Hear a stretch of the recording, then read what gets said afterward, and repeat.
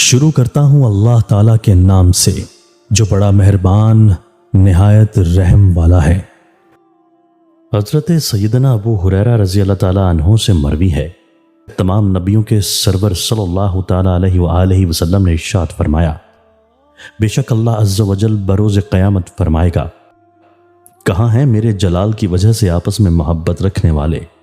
آج میں انہیں اپنے عرش کے سائے میں رکھوں گا کہ آج میرے عرش کے سائے کے علاوہ کوئی سایہ نہیں ہے۔ حدیث مذکورہ میں ان خوش نصیبوں کے لیے بشارت ہے جن کی آپس میں محبت صرف جلال الہی اور رضائے الہی کی وجہ سے ہو۔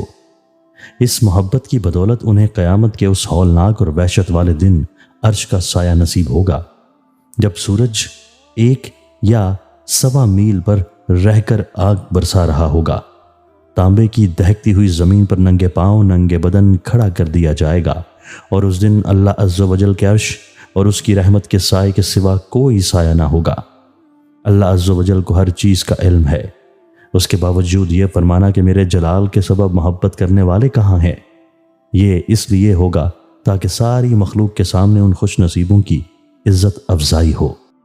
مذکورہ حدیث پاک میں اس بات کو بیان فرمایا گیا ہے کہ جلال الہی کی وجہ سے محبت کرنے والے کہاں ہیں۔ یہاں جلال الہی سے کیا مراد ہے؟ شارحین نے اس کی مختلف توجیحات بیان فرمائی ہیں، یعنی جن کی آپس کی محبت صرف اللہ عز و جل کی ہیبت اور اس کی تعظیم و فرما برداری کے لیے ہو، کسی دنیوی یا کسی مقصد کے لیے نہ ہو، یعنی میری عظمت اور میری اطاعت کے ساتھ محبت کرنے والے۔ اللہ عز و جل کے سائے سے کیا مراد ہے؟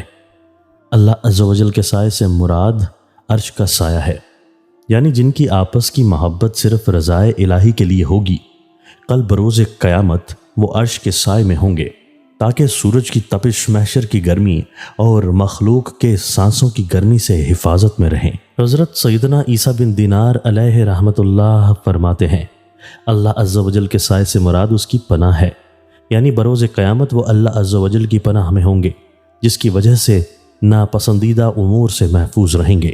اور ایک معنی یہ بھی بیان کیا گیا ہے کہ اللہ عز و جل کے سائے سے مراد راحت و سکون ہے، یعنی بروز قیامت اللہ عز و جل انہیں راحت و سکون عطا فرمائیں گے۔ جن مسلمانوں کی آپس کی محبت اللہ عز و جل کے قرآن کی وجہ سے ہو، آپس کی قرابت داری یا کسی مالی لین دین کی وجہ سے نہ ہو، تو بروز قیامت ان پر انعام اکرام کی ایسی برسات ہوگی کہ انبیاء کرام علیہم السلام بھی ان پر رشک کریں گے۔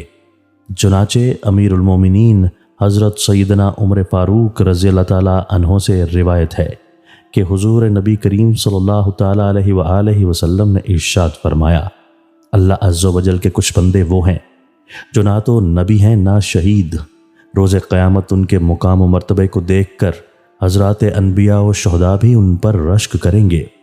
عرض کی گئی، یا رسول اللہ صلی اللہ تعالیٰ علیہ وآلہ وسلم ہمیں بھی ارشاد فرمائیے کہ وہ کون لوگ ہیں؟ ارشاد فرمایا، وہ لوگ جو آپس کی قرابت داری اور مالی لین دین کی وجہ سے محبت نہیں کرتے بلکہ قرآن کی وجہ سے ایک دوسرے سے محبت کرتے ہیں۔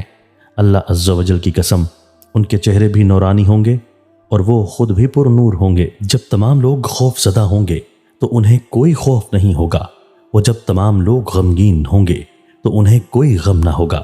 پھر آپ صلی اللہ تعالیٰ علیہ وآلہ وسلم نے یہ آیت مبارکہ تلاوت فرمائی۔ ترجمہ: سن لو، بے شک اللہ کے ولیوں پر نہ کچھ خوف ہے نہ کچھ غم۔ اللہ عز و جل سے دعا ہے کہ وہ ہمیں بھی ان خوش نصیبوں میں شامل فرمائے جنہیں عرش الہی کا سایہ نصیب ہوگا کل بروز قیامت، جنہیں نہ تو کوئی خوف ہوگا اور نہ ہی کوئی غم۔